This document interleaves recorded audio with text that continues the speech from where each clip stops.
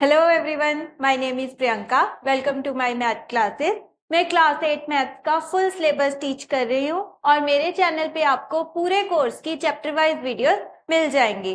तो हम हैं चैप्टर नंबर 4 डेटा हैंडलिंग पर। इस चैप्टर की कॉन्सेप्ट एंड इंट्रोडक्शन हम ऑलरेडी डिस्कस कर चुके हैं और लास्ट क्लास में हमने सॉल्व किए एक्सरसाइज 4.1 के फर्स्ट 3 क्वेश्चन। और आज हम करेंगे एनसीईआरटी एक्सरसाइज 4.1 के क्वेश्चन नंबर 4 एंड 5। और आप भी अपनी पेन और कॉपी लीजिए और मेरे साथ साथ ये क्वेश्चन सॉल्व कीजिए। So let's start today's class.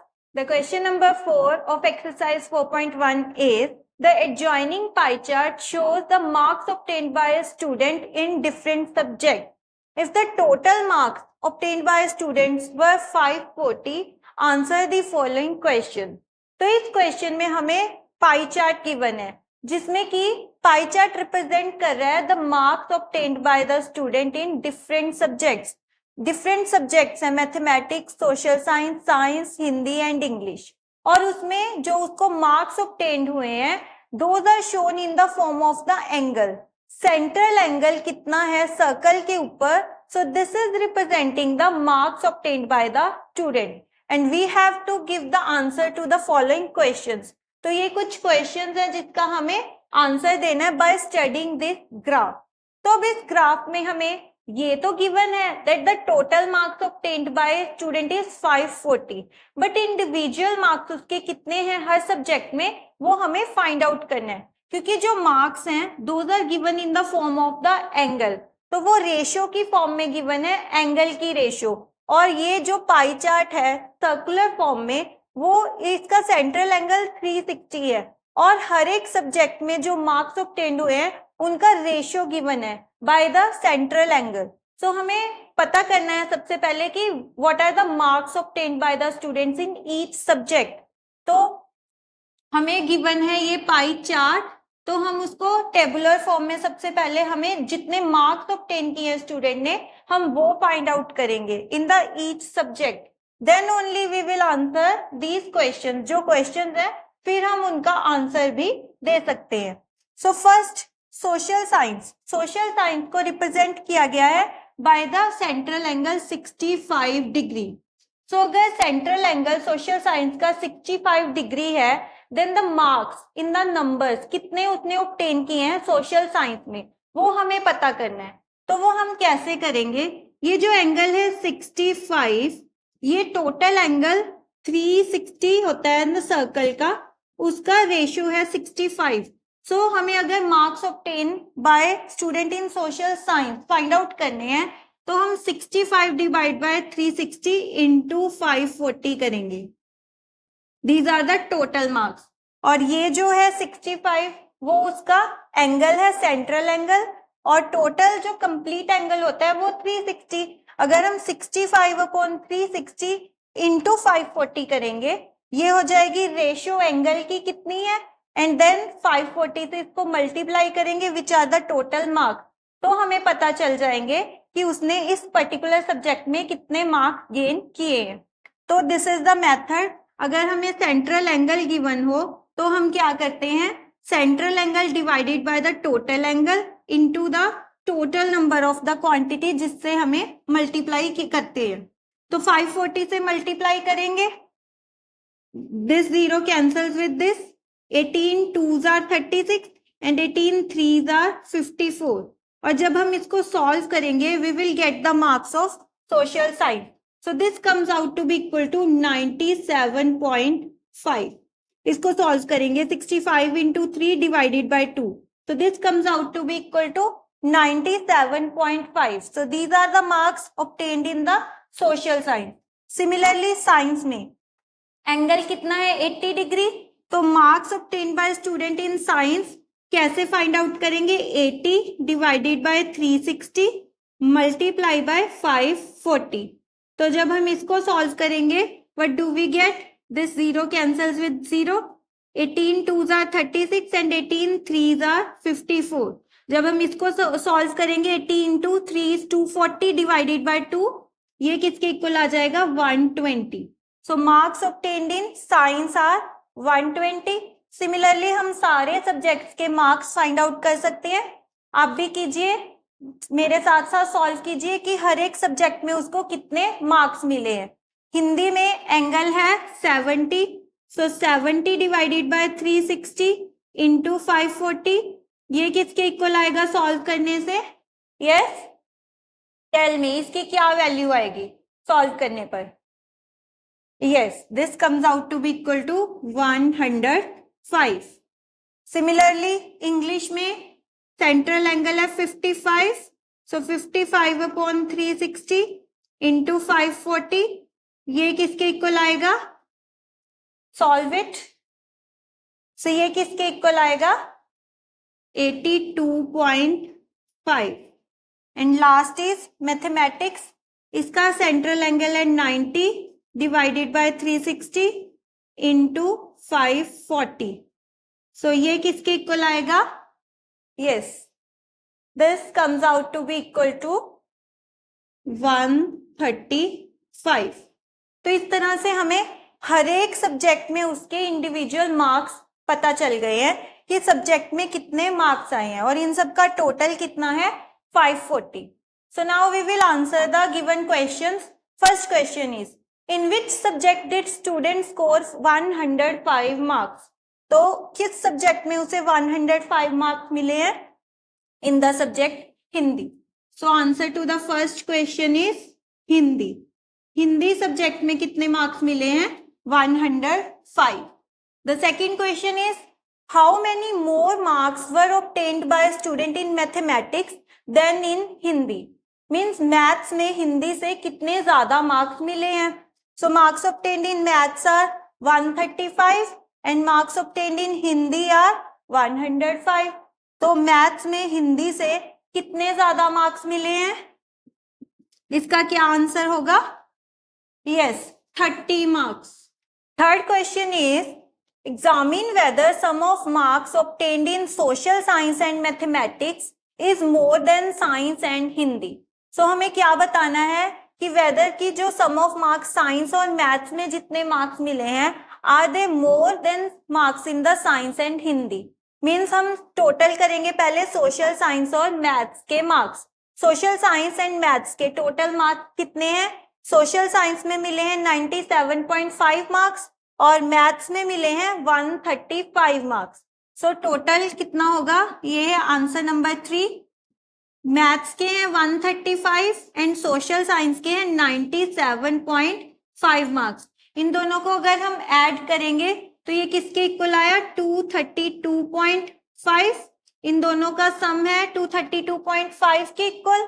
And science and Hindi, now the marks obtained in science are 120 and Hindi में कितने मार्क्स है? 105। 120 plus 105 and this is equal to, इन दोनों का सम है 225 के इक्वल। So this statement is true that sum of marks obtained in science and mathematics is more than science and Hindi। Science and Hindi में मिले हैं टोटल 225 मार्क्स और मैथ्स और सोशल साइंस में मिले हैं 232.5। So yes, the marks obtained in social science and maths are more than science and Hindi। And the last question of exercise 4.1 is, the number of students in a hostel speaking different languages is given below, display the data in pie chart। तो अब हमें given है कि different number of students कौन कौन सी language बोलते हैं और हमें ये पूरा डेटा जो है वो पाई चार्ट की फॉर्म में रिप्रेजेंट करना है। सो हमें गिवन क्या है? That there are different languages, Hindi, English, Marathi, Tamil and Bengali, जो कि अलग अलग नंबर ऑफ स्टूडेंट्स बोलते हैं। कि जैसे 40 students they speak Hindi, 12 students speak English, 9 students speak Marathi, 7 students speak Tamil and 4 students speak Bengali. सो ये हमें गिवन है डेटा और हमें ये रिप्रेजेंट करना है पाई चार्ट की फॉर्म में। सो सबसे पहले टोटल नंबर ऑफ स्टूडेंट्स जो गिवन है दैट इज 72। मीन्स हॉस्टल में जो टोटल स्टूडेंट्स हैं वो 72 है। तो हमें फर्स्ट ऑफ ऑल क्या करना होता है? द फर्स्ट स्टेप इज हमें फ्रैक्शन कैलकुलेट करनी है। फ्रैक्शन की मीन्स जैसे 40 स्टूडेंट्स हिंदी बोलते हैं उनका टोटल स्टूडेंट्स में कितनी फ्रैक्शन है, दैट कितनी फ्रैक्शन ऑफ जो स्टूडेंट्स हैं वो हिंदी बोलते हैं। तो कैसे फाइंड आउट करते हैं? हिंदी बोलने वाले स्टूडेंट्स हैं 40 divided by total number of student 72. So this is the fraction of the students who speak Hindi out of the total student. Similarly, English बोलने वाले स्टूडेंट्स का फ्रैक्शन क्या है? 12/72 means 12 students are out of 72. This is the fraction of the students who speak English. Then Marathi बोलने वाले students का fraction है 9/72. Similarly Tamil बोलने वाले स्टूडेंट्स का फ्रैक्शन है 7/72 एंड बंगाली बोलने वाले स्टूडेंट्स का फ्रैक्शन है 4/72. तो ये तो कैलकुलेट हो गया फ्रैक्शन। अब हमें क्या फाइंड आउट करना है? सेंट्रल एंगल, कि हर एक लैंग्वेज के कोरेस्पॉन्डिंगली सेंट्रल एंगल क्या होगा अगर हमें इसे सर्कुलर फॉर्म में रिप्रेजेंट करना है। अब एक सर्कल का जो कंप्लीट एंगल है वो कितना होता है? ये central complete angle, this is 360 degree. तो हम हर एक जो लैंग्वेज है उसके कोरेस्पॉन्डिंगली सेंट्रल एंगल फाइंड आउट करेंगे। दैट मीन्स जो हिंदी बोलने वाले स्टूडेंट है उसके कोरेस्पॉन्डिंगली सेंट्रल एंगल कितना आएगा अगर हमें इस डेटा को रिप्रेजेंट करना है सर्कुलर फॉर्म में। सो कैसे फाइंड आउट करेंगे? हिंदी बोलने वाले स्टूडेंट्स के लिए सेंट्रल एंगल होगा ये फ्रैक्शन 40/72 और इसको मल्टीप्लाई करेंगे 360 से। 360 जो है वो होता है कंप्लीट एंगल एक सर्कल का। इस सर्कल का कंप्लीट एंगल 360 है तो इसको हम मल्टीप्लाई करेंगे 360 से। तो this comes out to be equal to 10/2 because 36 2s are 72. 5. So 40 into 5 is 200.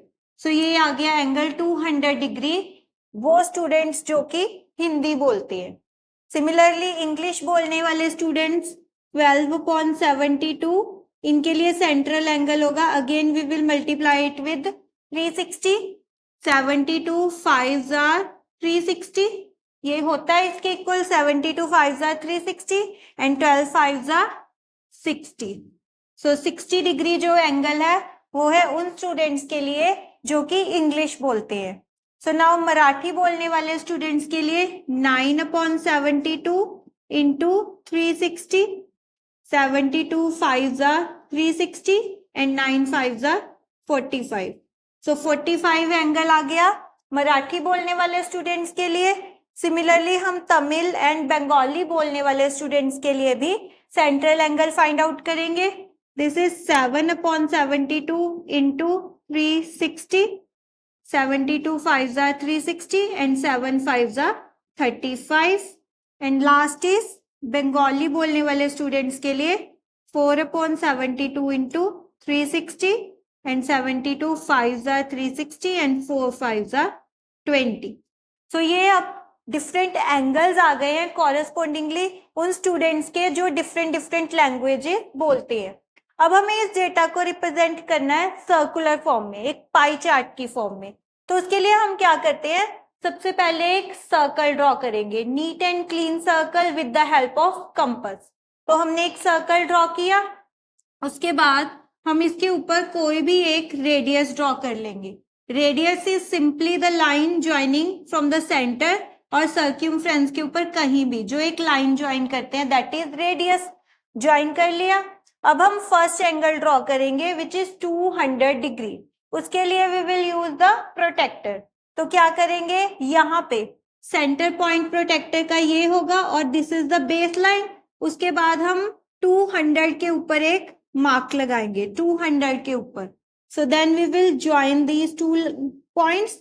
हम इन दोनों पॉइंट्स को ज्वाइन करेंगे। प्रोटेक्टर की हेल्प से हमें ये एंगल ड्रॉ करना है। 200 डिग्री पे मार्क लगाने के बाद यहाँ पे जो एंगल यहाँ पे जो सेक्टर बना है ये सर्कल अब स्प्लिट हो चुका है। सो ये रिप्रेजेंट कर रहा है एंगल 200 डिग्री और ये जो पूरा सेक्टर है वो रिप्रेजेंट करता है उन स्टूडेंट्स को दोज हु स्पीक हिंदी।